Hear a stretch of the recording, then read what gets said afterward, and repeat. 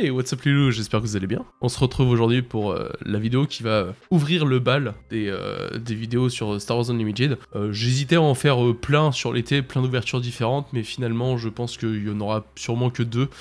Parce que c'est compliqué d'avoir des displays et en fait j'ai eu la chance de pouvoir obtenir une case et donc ça c'est la prochaine vidéo qui sortira et la case contient donc 6 displays et plutôt qu'ouvrir un display par vidéo j'ai décidé de tous les ouvrir en une seule donc ça fera une très longue vidéo. La vidéo est déjà tournée parce que je l'ai tournée avant celle-ci donc c'est un peu bizarre, je sais déjà ce que je vais avoir mais je vais essayer de pas vous spoil dans celle-là.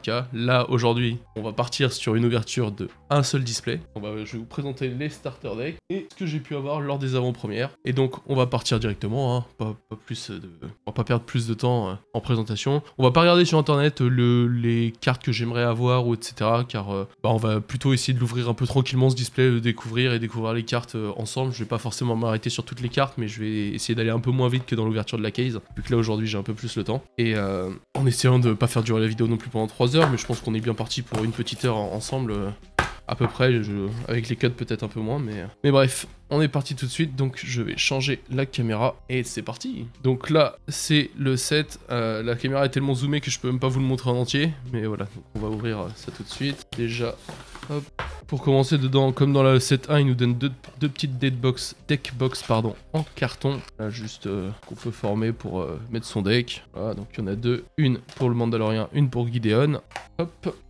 Ensuite, ils nous mettent aussi des petits jetons en carton pour compter les points de vie, ce qui est très bien pour commencer si jamais vous n'avez pas de dés, etc. Mais bon, je vous conseille quand même de passer rapidement sur des dés.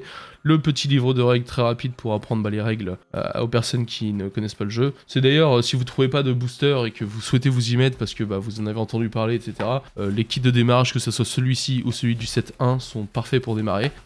Moi, je vous conseille très fortement de les acheter, les deux, de jouer avec ça pour commencer. Après, si vous souhaitez aller faire des tournois ou les améliorer, il y a des vidéos sur... Pardon, je me retourne donc vous n'allez pas entendre tout ce que je dis. Il y a des vidéos sur internet qui expliquent comment améliorer ces decks en rajoutant quelques cartes, donc essayez de trouver des boosters à l'unité dans vos boutiques préférées. En participant à des tournois, souvent vous aurez des boosters de dotation aussi, la plupart des boutiques vont garder des displays pour avoir des boosters de dotation, donc vous pouvez très facilement aussi, très facilement, vous pouvez en obtenir comme ça, donc vous gagnerez pas forcément vos tournois avec ces decks là, mais c'est possible d'obtenir des boosters comme ceci. Et la dernière méthode, c'est d'acheter les cartes à l'unité sur internet, ce qui coûte en général pas si cher que ça, notamment les cartes communes et non communes, vous pourrez en trouver vraiment pas cher sur internet, sur Card Market, sur eBay. Card Market je conseille, je préfère Card Market en tout cas personnellement, et donc acheter des cartes. Vous avez aussi des groupes Facebook sur Facebook et que vous pouvez trouver des cartes à l'unité, des communes, des zones communes facilement. Les rares vous en trouverez facilement aussi mais elles seront un peu plus chères, et les légendaires là ça sera un peu plus dur à trouver et il y en aura à la vente mais souvent c'est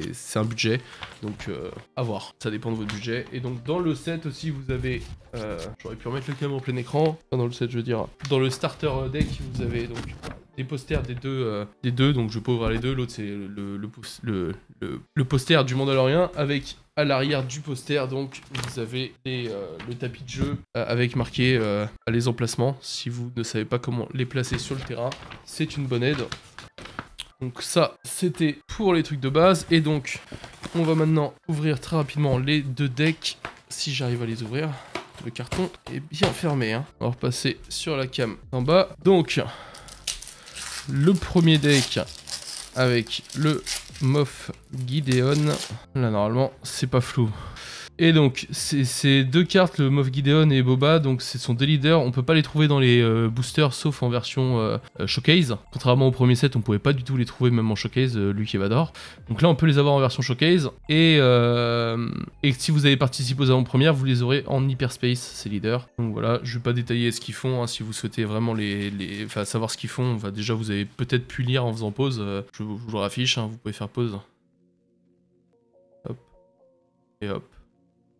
J'ai un reflet orange, excusez-moi, il n'y aura plus de reflet orange, normalement, ouais c'est bon. Et donc, déjà vous avez des petits jetons à l'intérieur, et donc on va aller très vite, hein. De toute façon il y a pas... Vous avez quand même quelques rares dedans, là le Dr Pershing, donc c'est pas si mal. Et en fait vous avez surtout des cartes S, là les starters, non c'est les spéciales, je sais plus comment ils appellent ça. Et donc en fait ces cartes S, ce sont des cartes qui sont exclusives comment ça s'appelle au starter set, enfin au starter deck. En fait, ces cartes ES, donc certaines, ce sont des cartes qui proviennent du set 1, notamment le Général Tage, on pouvait l'avoir dans le set 1 aussi. Et donc bah, là, le Trooper Incinérateur, par exemple, c'est une carte exclusive au set 2 et qui est trouvable que dans ces decks. Donc soit vous devez acheter les decks pour les obtenir, soit vous les achetez à l'unité. Donc là, le Trooper Incinérateur, qui est une 2-2-2. Lorsqu'elle attaque, cette unité inflige ses dégâts de combat avant le défenseur. Si le défenseur est éliminé, il n'inflige aucun dégât de combat. Donc c'est un tiré en premier sur une carte, 2-2-2, qui permet d'attaquer quelqu'un et de pas recevoir de dégâts en échange. En tout cas, si la troupe enfin l'unité adverse est détruite. Franchement, c'est très fort, hein. Ça sera joué dans tous les decks, donc c'est une carte indispensable, hein. Celle-là, par exemple...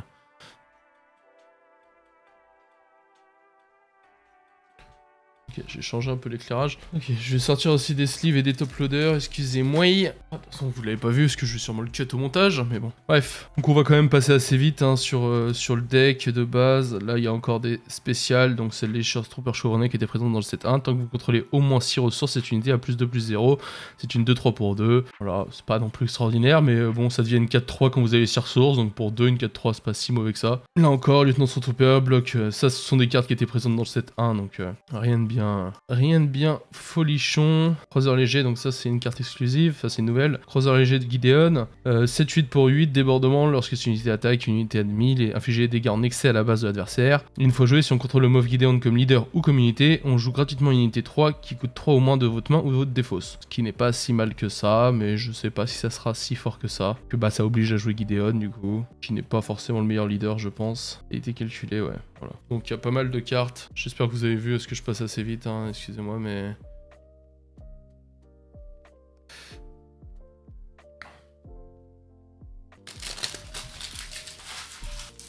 Et donc là, le deuxième deck, le deck Mandalorien, pardon. Vous avez encore vos 3 jetons. Et donc, Sauveteur du Clan Vren, Disciple de la Voix, donc ça, tout ça, c'est des cartes que vous retrouvez dans les decks, enfin dans les starters, dans les boosters, je veux dire. Griffe Karga, qui est une unité exclusive au starter deck. Donc une 2-2 pour 2, encore. Une fois joué, cherchez une amélioration parmi les 5 cartes du dessus de votre deck, révélez-la et piochez-la. Oui, ça permet d'aller chercher Grogu, qui est aussi la deuxième carte exclusive à ce deck. Une 0,5 pour 2, pardon. Action inclinée, on incline une unité, ce qui sera pas très fort je pense, mais bon il y a peut-être une synergie à faire avec le Mandalorien, avec la carte légendaire le Mandalorien aussi. Il y a le Razor Crest aussi donc. Je m'excuse, je suis un peu malade. C'est un peu dur aujourd'hui. Donc il y a le Razor Crest aussi, une 3-4 pour 4, pardon, récupération 2, quand cette unité attaque, soignez 2 dégâts de votre base. Et une fois joué, vous pouvez renvoyer dans votre main une amélioration de votre défausse. Gauntlet des survivants, donc ça c'est une carte rare, encore une fois. Elles sont différentes des autres cartes rares qu'on peut trouver dans les boosters, parce qu'il n'y a pas le petit ici, le petit signe, je sais pas, en brillant là, je sais pas comment ça s'appelle. Par contre ils mettent qu'une seule carte rare par starter, c'est un peu dommage. Là ils mettent 2 résilients, donc 2 réflexes instantanés qui sont des cartes du premier set, encore une fois, je mets ma main un peu trop, excusez-moi, Ah, armure mandalorienne, pardon, deuxième rare du deck. Le fusil mandalorien, ça c'est une nouvelle, donc une amélioration qui coûte 3, attacher une unité amie non véhicule. Une fois joué, si une unité attachée est le mandalorien, il capture une unité ennemie non leader inclinée. Et +3, +0. Donc ouais, rien de bien fou dedans dans ces decks là, mais bon c'est suffisant pour débuter le jeu. Il y a des cartes exclusives, donc on n'a pas le choix de les avoir si on veut avoir toutes les cartes du jeu. Donc pas le choix de les acheter. Ensuite, je vais vous montrer un peu ce que j'ai eu lors de mes avant-premières. J'ai participé à 3 avant-premières. Alors déjà pour commencer, on va pas lister tout, enfin je vais pas vous montrer toutes les cartes non plus. Est-ce qu'il y a des choses vraiment très intéressantes que j'ai eu? Enfin il y a eu quelques rares forcément, quelques brillantes. J'ai eu Maul par exemple en rare, mais je pense qu'on va pas tout lister. Là il y a une petite hyperfoil. Donc, ça fait quand même un gros paquet de cartes, encore une hyperfoil ici, la belle récompense.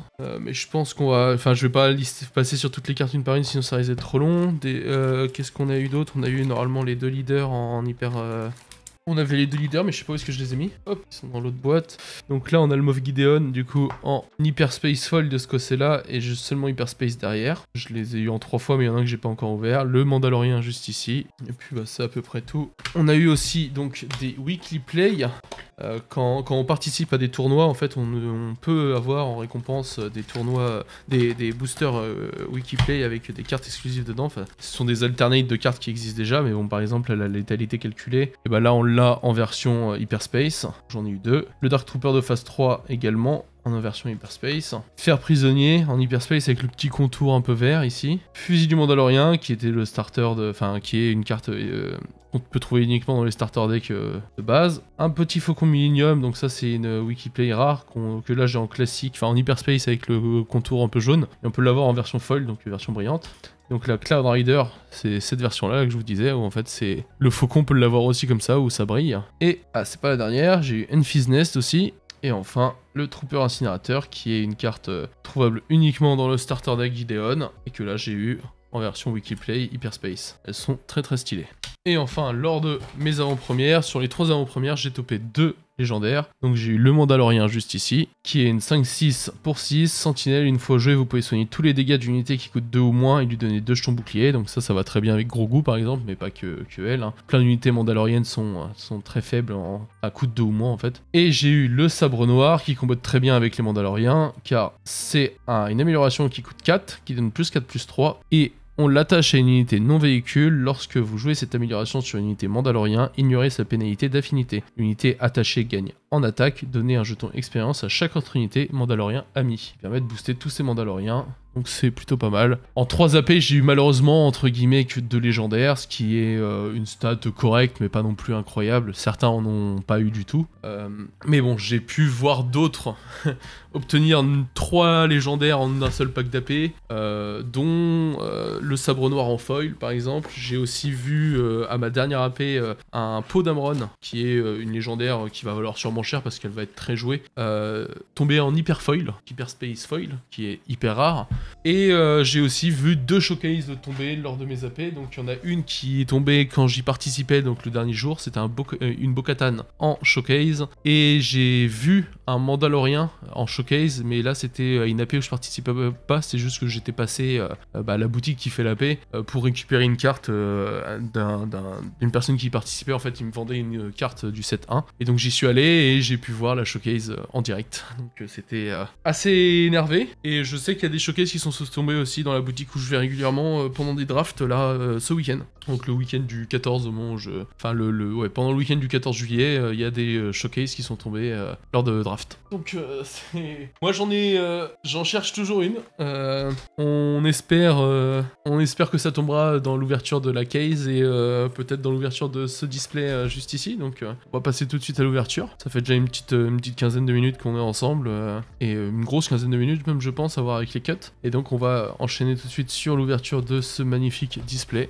En espérant donc avoir une Hyperspace Foil, 5 Hyperspace ou 6 Hyperspace en un seul display, ce serait vraiment top. Et sinon, comme d'habitude, hein, la petite showcase, forcément, j'en rêve. On est parti tout de suite, hop, là, le petit présentoir avec les 24 displays, les 24 boosters à l'intérieur. Et puis sans plus attendre, on part tout de suite sur l'ouverture de toutes ces cartes. J'avais mis pause pour me moucher et j'ai oublié de remettre play au moment où j'ouvre, donc ça va, je m'en suis rendu compte assez tôt. Attention, est-ce qu'il y a une showcase? Toujours pas. Alors, par contre, attendez. Faut que j'organise mon bureau là parce que faut que je trie en même temps les cartes vu que je suis en train de trier toutes les cartes de toutes mes ouvertures et que je vais en avoir beaucoup à trier. Faut que je les positionne stratégiquement. Je sais pas comment je vais me débrouiller, mais on va y aller. Donc on commence avec un chasseur du soleil noir, 3-3... 3-2 par contre pour 3 sentinelles, la classique. Comment j'organise mon rangement? Chasseur réputé, 3-4 pour 3. Cette unité coûte 1 de moins à jouer si une unité ennemie a une prime, qui est une des grandes mécaniques de ce nouveau set, la prime. On va mettre celle-là. Je lis même plus les cartes, hein, ça commence bien. Insurgé recherché, donc une 4-4 pour 3, et cette carte a une prime, donc infliger de dégâts à une unité. Quand cette unité est éliminée ou capturée, votre adversaire collecte sa prime. Donc là, si je la joue chez moi, elle est 4-4 pour 3, ce qui est très bien, mais en inconvénient, quand l'adversaire va me tuer, il pourra infliger de dégâts à une unité. Donc si l'adversaire joue ça en face, et cette unité coûte 1 de moins, donc elle lui coûterait que 2, pour avoir une 3-4 pour 2, si j'avais ça en face de lui, quoi. Donc ce qui est une mécanique intéressante, les primes, c'est un inconvénient, mais en même temps ça permet d'avoir des unités un peu plus fortes. Coroner la loi qui a encore une prime, une 3-5 pour 3, et la prime c'est mettez en jeu la carte du dessus de votre deck en tant que ressource, donc ça va accélérer l'adversaire. Milice de l'avant-poste, une 2-6 pour 4 qui a sentinelle. Antagoniste Gavien, 2-3 pour 1, saboteur, qui peut passer à travers les sentinelles et éliminer les boucliers, et prime piocher une carte. Collecteur de code d'identification, une 4-2 pour 4. Embuscade, donc on peut la redresser directement et attaquer une autre unité. Et en attaque, si le défenseur a une prime, il a -4/-0, ce qui peut être pas mal pour détruire des primes.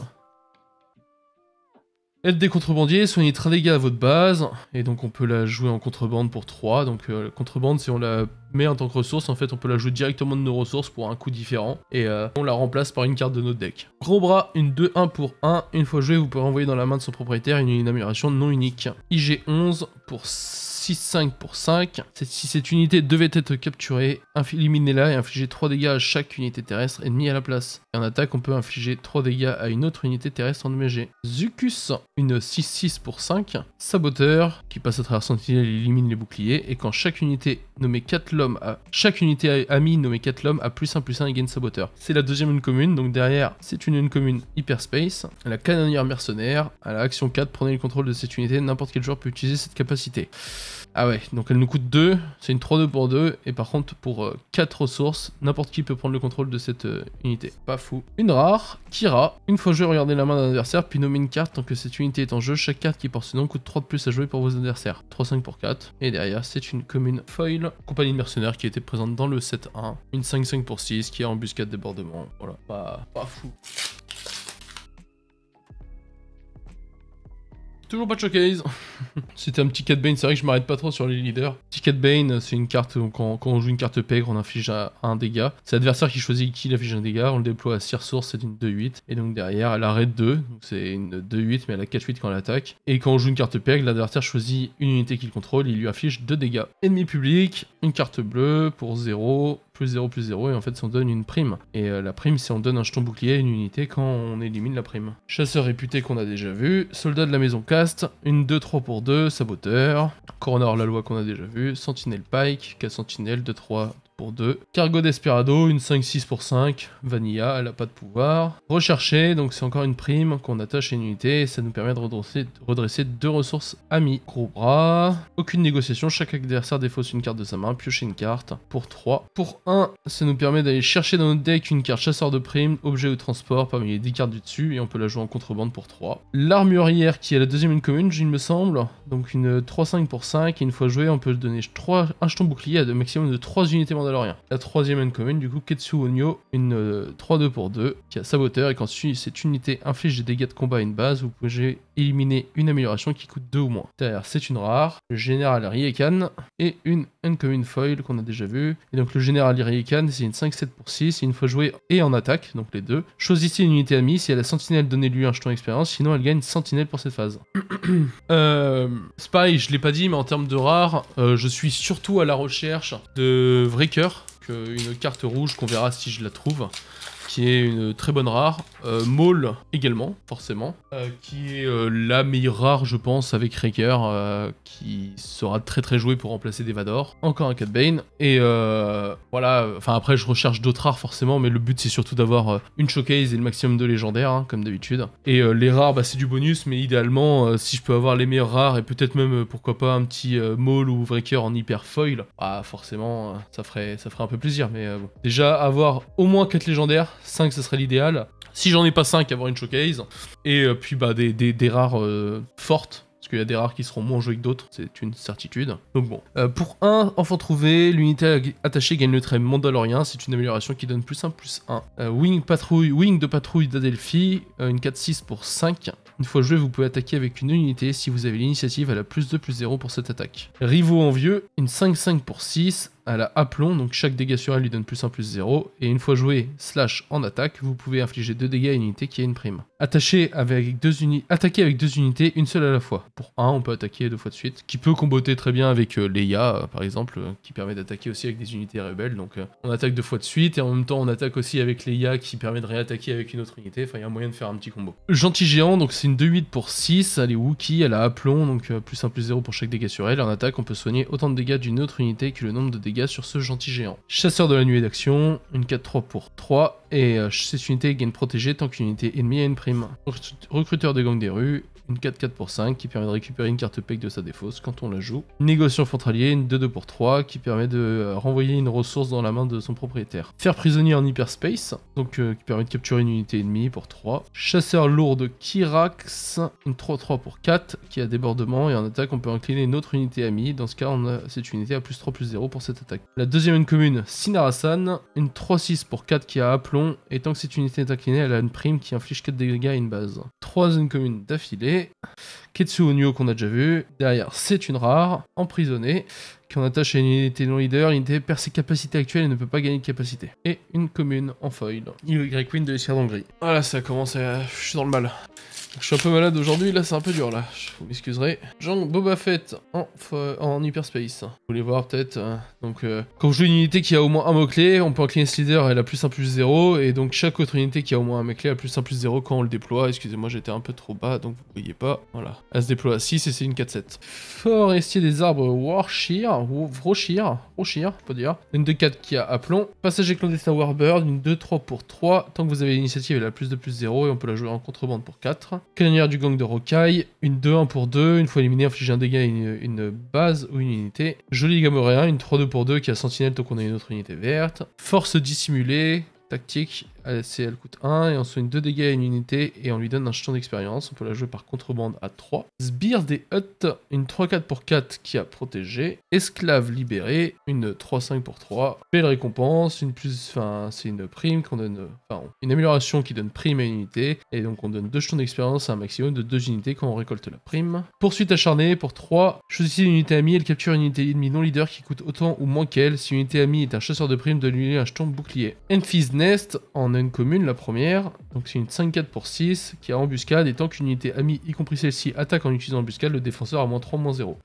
Pacificateur de Sundari, une 1-5 pour 3, raid 2, récupération 2. 3 zones communes d'affilée du coup, donc on a Embo, une 3-4 pour 3, quand cette unité termine l'attaque, si le défenseur a été éliminé, soignez jusqu'à 2 dégâts d'une unité, pardon. Derrière, c'est une rare, le Gauntlet des survivants, une 4-6 pour 5, une fois joué en attaque, vous pouvez attacher une amélioration qui est sur une unité à une autre unité éligible contrôlée par le même joueur. Donc sauvetage du bloc de détention en commune foil. On va commencer à accélérer un peu parce que sinon la vidéo va durer trop longtemps.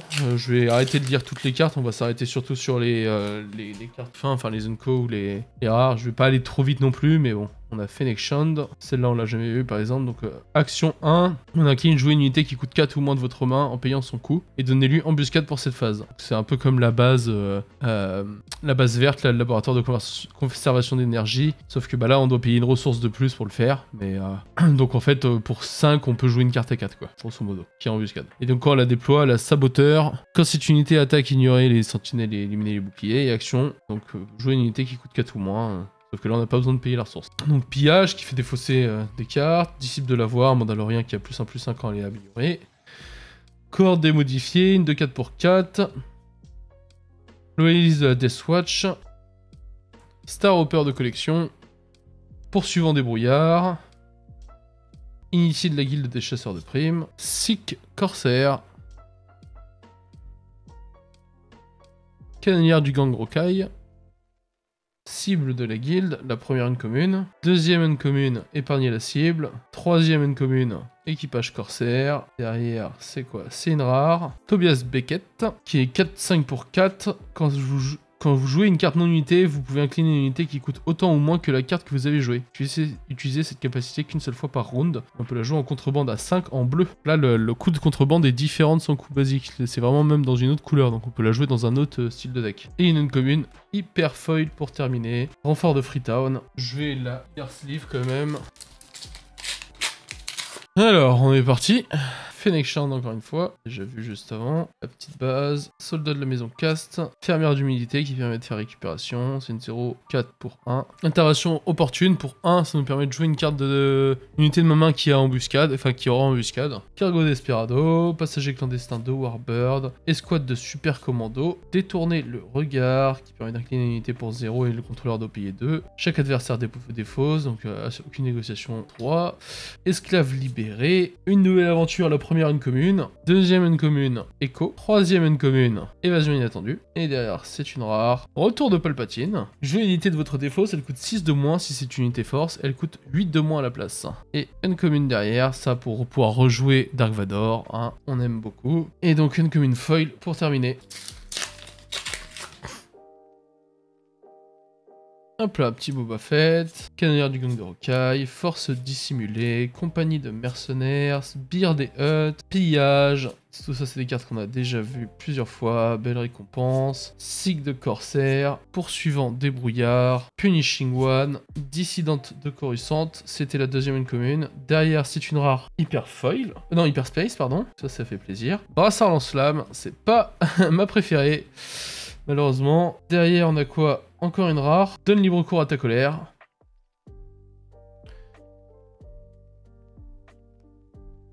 Et derrière, on a une légendaire hyper foil. 144? Non, c'est quoi? Ah oui, 404. Hyper foil, je suis bête, je peux pas deviner. Oh là là. Taille silencer de Kylo, en hyper foil. Incroyable! Alerte 8! Let's go. Ça fait zizir. Ça, c'était un beau display, ça. Un beau booster. Donc, le TIE Silencer de Kylo, qui est donc 3-2 pour 2. Action, si cette unité a été défaussée de votre main ou de votre deck à cette phase, jouez-la depuis votre défausse. Alors, en sachant que des cartes comme ça, moi, elle est très stylée, mais je pense que je la revendrai pour en acheter d'autres, en fait. Parce que l'hyper foil fait que ça va valoir cher. Et donc, je pense que je vais préférer revendre une hyper foil pour acheter des communes à la place, hein, des régulars sans hyperspace, sans foil. J'aimerais pouvoir les garder ces cartes là, mais malheureusement en fait le coût des légendaires sur ce jeu est quand même assez élevé et à voir à l'issue de toutes ces ouvertures, de tous ces displays, de toutes les cases, enfin de la case et de tous ces displays, si en fonction du nombre de légendaires qui me manque aussi, de ce que j'ai eu, de ce qui me manque pour compléter un playset ou autre, peut-être que je déciderai de la garder pour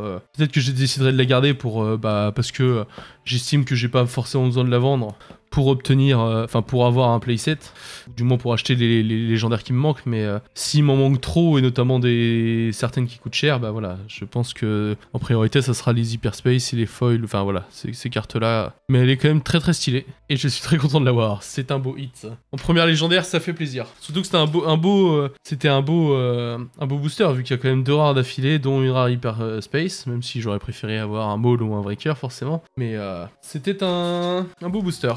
En espérant que ça continue, en espérant que c'était que le début des hostilités. Plaisir. Après autant d'achats et de displays, si je pouvais avoir dans cette grosse ouverture du deuxième set, entre la case et ce display, avoir de belles dingueries, ça me ferait vraiment plaisir. La chute du rival, qui coûte 6 pour éliminer une unité, ça sera sûrement très joué ça. Compagnie de mercenaires, raid audacieux, instant de gloire, cargo des esclavagistes, guerrier Wookie, fugitif Wookie, taureau Calican, c'était la première uncommune, gauntlet du clan Saxon, la deuxième unco, et donc là on a 3 unco d'affilée, et derrière on a une légendaire encore une fois, 213 sur 262, ah ça c'est vers la fin, donc ça doit être du jaune, DJ peut-être, voilà DJ. 3-5 pour 3, contrebande on peut la jouer à 7, une fois joué en utilisant contrebande, prenez le contrôle d'une ressource ennemie, quand cette unité quitte le jeu, le propriétaire de cette ressource en reprend le contrôle. Et derrière c'est une commune hyper foil, gros bras en hyper foil, hop, donc on va ça, hop les, on met la petite languette ici pour pouvoir la sortir du top loader sans l'abîmer, et on tasse le tout, et voilà, la deuxième petite légendaire. Très très bien ça. 2 légendaires, ça commence bien. On est à peu près à la moitié du display, donc si ça continue comme ça, on a un peu moins de la moitié même je pense. Si ça continue comme ça, on va peut-être en avoir 5 des légendaires, ce qui serait fou. Kylo Ren, enfant trouvé, tirailleur des Night Hall, fermière d'humidité, fer prisonnier, Nexus en chasse, char de combat pirate, guerrier mandalorien, détourner le regard, ici, belle récompense en hyperspace, afficher une prime en première uncommune, deuxième uncommune le Rancor de Jabba, troisième commune d'affilée avec Rostico, et derrière c'est une rare, cruauté, et 2 rares d'affilée, on a une rare foil derrière, 198, je vois pas ce que... Ah bah Omega. Pas celle que je rêve d'avoir, typiquement. C'est pas la rare que je rêve d'avoir. Han Solo, Hop, hop, une squad de super commando, challenger du clan, assassin impitoyable, c'est là qu'on le range, brassard lance-grappin, vétéran sagas qui permet de capturer une unité, peut-être que je vous la laisse un peu plus longtemps pour que vous ayez le temps de le voir quand même, sauvetage du bloc de détention, transfuge du cartel, protecteur du trône, attaque surprise, saper l'autorité, donc ça c'est la première une commune, deuxième une commune, congélation carbonique qui permet d'incliner une unité et elle se redressera jamais tant que l'amélioration est là, ensuite c'est une troisième une commune, chasseur lourd 2, Kirax, derrière Sinrar, 107, laquais entreprenant, c'est pas la rare que je rêve d'avoir, dommage on était pas loin d'avoir Maul là, hein. 107, cargo des esclavagistes, hop, en foil.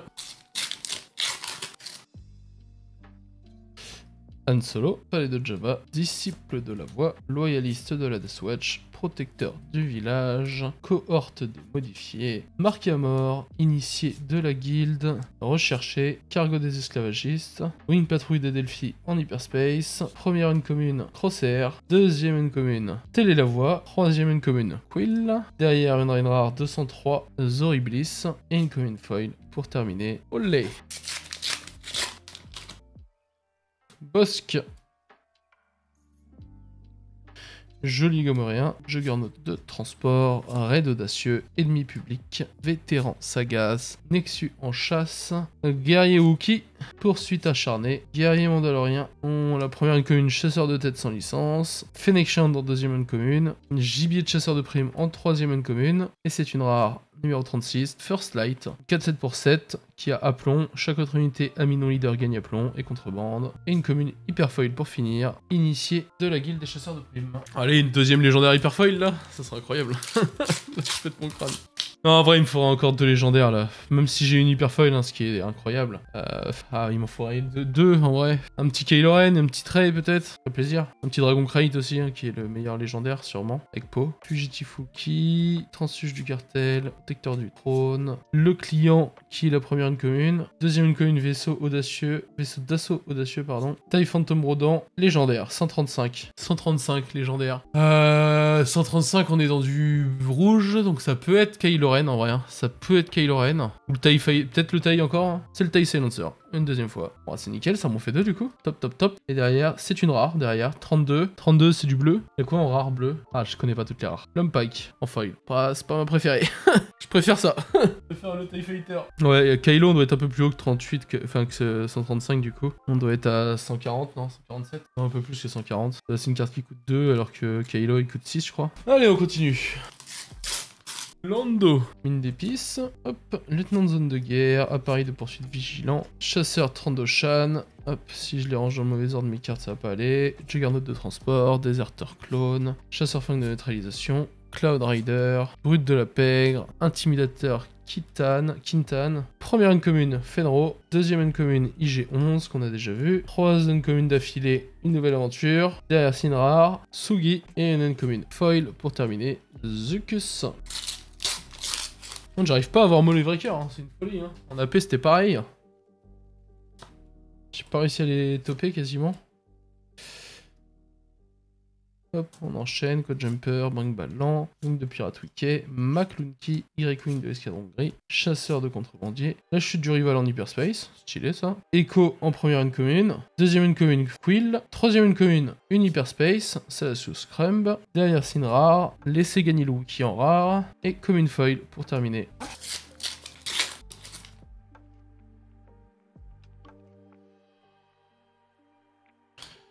Ok, on passe vite fait, assassin impitoyable, instant de gloire, brassard lance-grappin, sauvetage du bloc de détention, appareil de poursuite vigilant, fer prisonnier, Cloud Rider, attaque surprise, brute de la pègre, étincelle d'espoir, c'était la première une commune, deuxième une commune cible prioritaire, troisième commune d'affilée, Bocat and Cries, et derrière c'est une rare, choisir son camp, et une commune foil, pardon, j'arrive plus à parler. On commence à arriver au bout.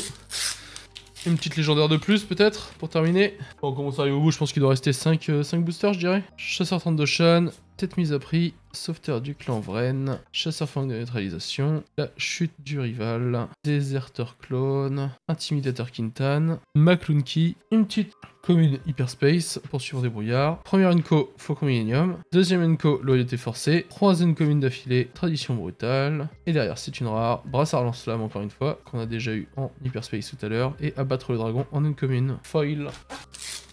Olé. Renégat héroïque. Avant-garde de taille Outland, exécuteur île au bon, attaque désespérée, cargo HWK 290, chasseur du soleil noir, voiture des nuages à double nacelle, hors-la-loi à principe, négociant frontalier, punishing one en première commune, Lady Proxima en deuxième commune, troisième commune d'affilée, dissidente décorissante, derrière c'est une rare, rancor sauvage, et Juggernaut de transport en commune foil. Toujours pas de vrai cœur ni de maul. Ça c'est dommage. Une oreille. Pistolero inconscient, Wing de pirate wicket, jumper break ballant, renégat héroïque, exécuteur île au bon, avant-garde de taille Outland, Y4 gris, chasseur de contrebandier, voiture des nuages à double nacelle, Kirstan, Krasatan, 100 ans, je sais pas, une commune, deuxième une commune, et une commune foil derrière une Fizz Nest, c'est une rare ensuite, Kragangor, et une foil commune. Et donc Kragangor, c'est une 6-6 pour 6, quand une unité ennemie attaque votre base, on peut donner un jeton bouclier à une unité amie dans la même arène que l'attaquant. Hop, Lando Calrissian, chasseur réputé, insurgé recherché, Corona hors la loi, milice d'avant-poste, antagoniste gavien, enfant trouvé, aide des contrebandiers, collecteur des codes d'identification, chasseur de la nuit d'action, ouais c'est ça, crosshair en première commune, évasion inattendue en deuxième commune, derrière c'est encore une commune, fanfaronnade, et une rare Elephant Mon, et une commune pour terminer en foil. Il nous reste 4 boosters. 4 boosters pour trouver une légendaire ou une showcase. Toujours la même chanson. Contournement, chasseur du soleil noir, cargo HWK, insurgé recherché, hors-la-loi en principe, négociant frontalier, aide des contrebandiers, chasseur de nuée d'action en hyperspace, réacteur dorsal première commune, deuxième commune Celestius, réparation nocturne en troisième commune, derrière c'est une rare, basine létale, toujours pas de breaker ou de maul, déserteur clone en foil, la petite commune. Je retourne, putain, s'il y avait une showcase là, vous l'auriez même pas vu. N'importe quoi.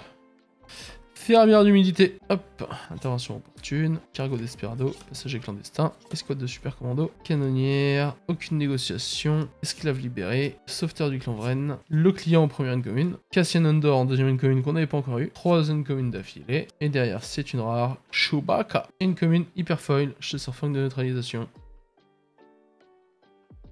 Et donc, on rentre dans la dernière boucle, les deux derniers.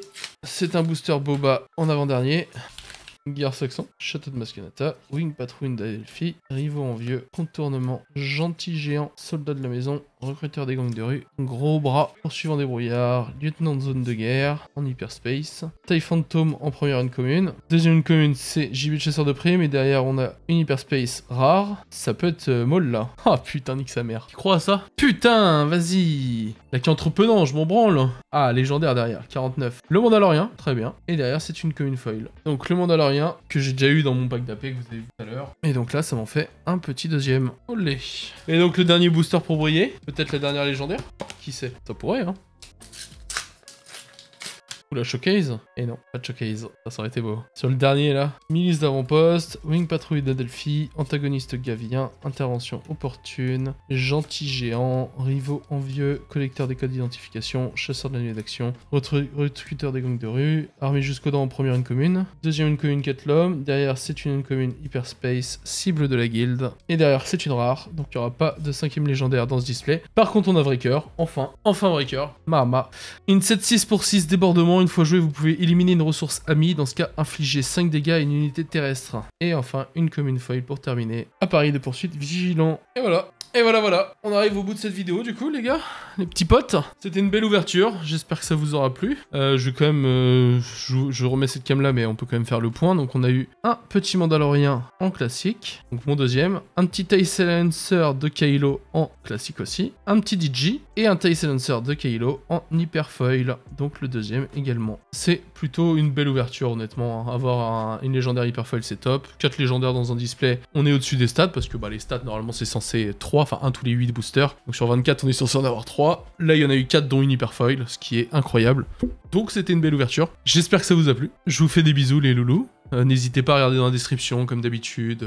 Alan Chase qui compose les vidéos, enfin la plupart des musiques que j'utilise en vidéo. Des liens pour me retrouver, abonnez-vous à la chaîne, mettez en commentaire, enfin voilà, tout ça, vous connaissez. Ça me fait très plaisir de pouvoir ouvrir du Star Wars Unlimited. Ce set 2 a l'air vraiment très cool. J'ai hâte de pouvoir faire des tournois et de pouvoir faire des matchs contre d'autres joueurs de la commu. Et puis bah si ça vous a plu, n'hésitez pas à checker la prochaine vidéo qui sera une ouverture de case. Encore une fois, je m'excuse pour les petits problèmes techniques qu'il y aura dans cette vidéo. Je ferai un disclaimer de toute façon avant la vidéo sur la case.